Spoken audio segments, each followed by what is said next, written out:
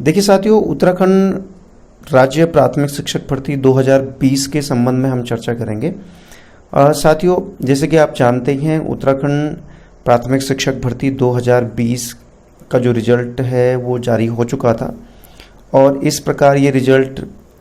आने के बाद और 1 तारीख और 2 तारीख को अधिकांश जनपदों में काउंसलिंग हुई थी। जिन जिन जनपदों में विज्ञापन आया था, चंपावत और पिथौरागढ़ को छोड़कर, और बाकी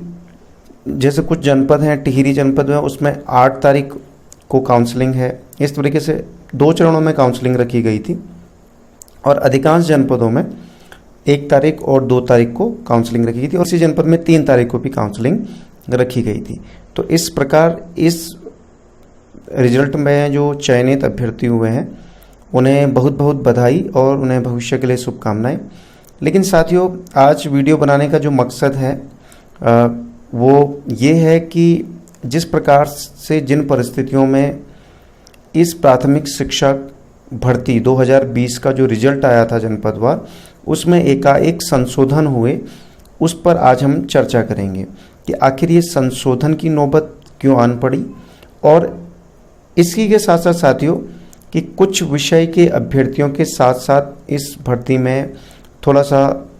समस्या उत्पन्न हो रही है और वो अपने भविष्य को लेकर संशय में है। तो इस पर भी हम चर्चा करेंगे और क्या नियमावली को अक्षरशः क्रियान्वित किया गया है, इस पर भी हम चर्चा करेंगे। तो ये तमाम पहलू है आज जिस पर हम चर्चा करेंगे। तो साथियों, सबसे पहले हम बात करते हैं कि उधम सिंह नगर जनपद में जो बैकलॉग के पद थे, बैकलॉग के पदों का जो रिजल्ट है वो जारी किया गया और उस रिजल्ट को जारी करने के बाद ऐसी क्या नौबत आन पड़ी कि उसमें परिवर्तन किए गए। साथियों, सबसे पहले जो रिजल्ट जारी हुआ था उसमें जो ZBC, आप जानते हैं कि साइंस में 3 कैटेगरीज बनी हैं, एक फिजिक्स मैथ्स, एक ZBC और तीसरी वो बनी है जिनका इनमें से कोई कॉम्बिनेशन नहीं है और या जिन्होंने DLED प्रवेश परीक्षा विज्ञान वर्ग से उत्तीर्ण की है, वो अभ्यर्थी इसमें आएंगे। और इसी प्रकार विज्ञानेतर में एक हिंदी वर्ग बन रहा था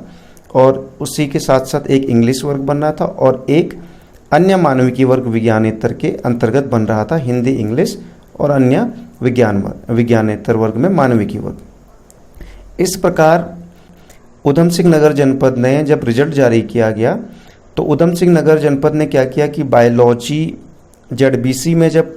कैंडिडेट नहीं मिले, BTC DLED के कैंडिडेट, तो उन्होंने क्या किया, 3 कैंडिडेट नहीं मिले तो उन्हें फिजिक्स मैथ्स के ग्रुप से ले लिया।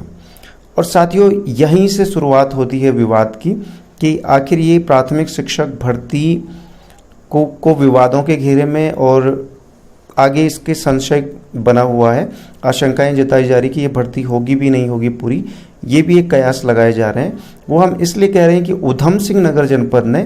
पहली बार जो काउंसलिंग की थी उस काउंसलिंग में नियमावली, पहली बार का जो रिजल्ट जारी किया था उसमें नियमावली को अक्षरशः क्रियान्वित किया गया था, क्योंकि नियमावली ये कहती है कि अगर DLED अभ्यर्थी किसी एक वर्ग में, यानी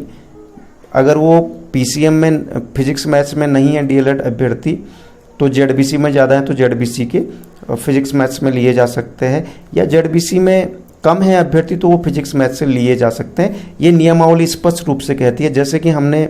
इस पे पहले डिस्कस भी किया है कि उसमें लिखा गया है कि 40% पद फिजिक्स मैथ्स वर्ग के लिए आरक्षित जिनका ग्रेजुएशन में फिजिक्स मैथ्स है, 40% पद जूलॉजी, बॉटनी, केमिस्ट्री जिनका ग्रेजुएशन में है, 20% पद इन विषयों से यानी फिजिक्स मैथ्स या ZBC से इतर जिनके विषय है, विषय संयोजन नहीं है जिनका, अथवा जिनका DLED प्रवेश परीक्षा विज्ञान वर्ग से उत्तीर्ण है, अर्थात जो जिन अभ्यर्थियों ने उत्तराखंड राज्य की क्योंकि उत्तराखंड राज्य में ही प्रवेश परीक्षा होती है, तो उस परीक्षा के अंतर्गत जिन्होंने पास किया और ट्रेनिंग की है उनके लिए आरक्षित रहेंगे, ये समझना पड़ेगा। लेकिन इसी के साथ साथ जब विज्ञानेतर वर्ग में बात करते हैं तो हिंदी के लिए 15% जिनका 12th में संस्कृत है, इंग्लिश के लिए 15% जिनका ग्रेजुएशन में इंग्लिश है, और साथ ही साथ 70% अन्य मानविकी वर्ग के लिए रखा गया था। इसी के सेकंड प्रस्तर इसमें लिखा गया था कि परंतु यह कि यदि उपरोक्त विषय संयोजन में किसी विषय संयोजन में अभ्यर्थी नहीं मिलते हैं तो ऐसी स्थिति में दूसरे विषय संयोजन विज्ञान वर्ग के लिए अलग कहा गया था और विज्ञानेतर वर्ग के लिए अलग कहा गया था कि ऐसी स्थिति में विज्ञान वर्ग जैसे ZBC में कैंडिडेट कम थे BTC DLED वाले, तो उसमें नीचे प्रोविजन किया गया था कि आप एक वर्ग से दूसरे वर्ग में ले सकते हैं यदि अभ्यर्थी उपलब्ध नहीं होते हैं। साथ ही ये ध्यान रखें कि चूंकि आप जानते हैं कि DLED को प्राथमिकता है और इस प्राथमिकता के आधार पर ही वो दूसरा प्रस्तर, अगर आप नियमावली का देखेंगे जो हम पिछले वीडियो में डिस्कस कर चुके हैं, तो वहाँ पर वो चीज़ स्पष्ट होता है। अब साथियों इसमें एक बड़ा समस्या वाली बात ये हो गई कि विभाग के द्वारा नियमावली की गलत व्याख्या की गई, जिससे न केवल ZBC का जो मैं फिजिक्स मैथ्स के अभ्यर्थियों को नहीं शामिल किया, बल्कि जो 20% विज्ञान वर्ग के अंतर्गत कैटेगरीज हैं वहाँ पर जो प्रवेश परीक्षा उत्तीर्ण करके अभ्यर्थी आए थे उत्तराखंड के, उनके भविष्य को लेकर आशंकाएं जताई जा रही हैं। वो अभ्यर्थी बहुत चिंतित हैं क्योंकि फिजिक्स मैथ्स के अभ्यर्थियों को वहाँ शिफ्ट किया गया है। कायदे से क्या होना चाहिए था कि ZBC में उनको शिफ्ट किया जाना चाहिए था, और अगर 20% विज्ञान वर्ग के अंतर्गत जो कोटा है उसमें अगर अभ्यर्थी ना मिलते तो उस केस में फिजिक्स मैथ्स या ZBC वालों को वहाँ शिफ्ट किया जाना चाहिए था। बहरहाल जो वर्तमान स्थिति है उस स्थिति को देखकर क्या लग रहा है, ये किसकी मिस्टेक है, ये तो समझ से परे है। इस संबंध में निदेशालय के द्वारा क्या कहा गया ये एक पहलू अलग सा है। अब बात करते हैं जनपदों पर। उधम सिंह नगर जनपद में नियमावली के हिसाब से रिजल्ट जारी किया गया, उसे बदला गया। क्यों बदला गया, ये बड़ा सवाल है। पिथौरागढ़ जनपद में रिजल्ट नियमावली के हिसाब से आया, उसे क्यों बदला गया, ये भी एक सवाल है। बागेश्वर जनपद में क्यों बदला गया, ये सवाल है। अल्मोड़ा जनपद एक महत्वपूर्ण कड़ी है। अल्मोड़ा जनपद में पहले रिजल्ट आता है नियमावली के अनुरूप, उसके बाद उसे बदला जाता है और फिर उस पर ऑब्जेक्शंस होते हैं, फिर तीसरी बार रिजल्ट निकाला जाता है और सुबह के 5 बजे। बड़ा हैरानी का प्रश्न है कि अल्मोड़ा जनपद में काउंसलिंग थी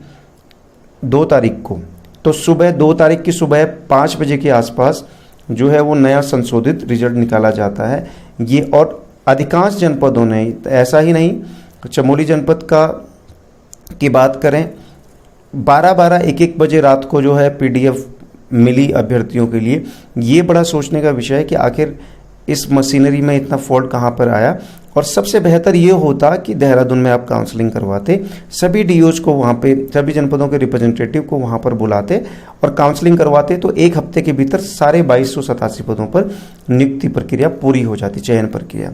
अब इसको ऐसा फंसा दिया गया है कि ये ना उगल सकते हैं ना निगल सकते हैं। जो अभ्यर्थियों का चयन हो गया है वो आशंकित हैं कि इस भर्ती में कोई ऑब्जेक्शन ना कर दे, और जिनका चयन नहीं हुआ है वो इस आशंका को लेके कि उनका चयन होगा भी कि नहीं होगा। तो साथियों ये बड़ा एक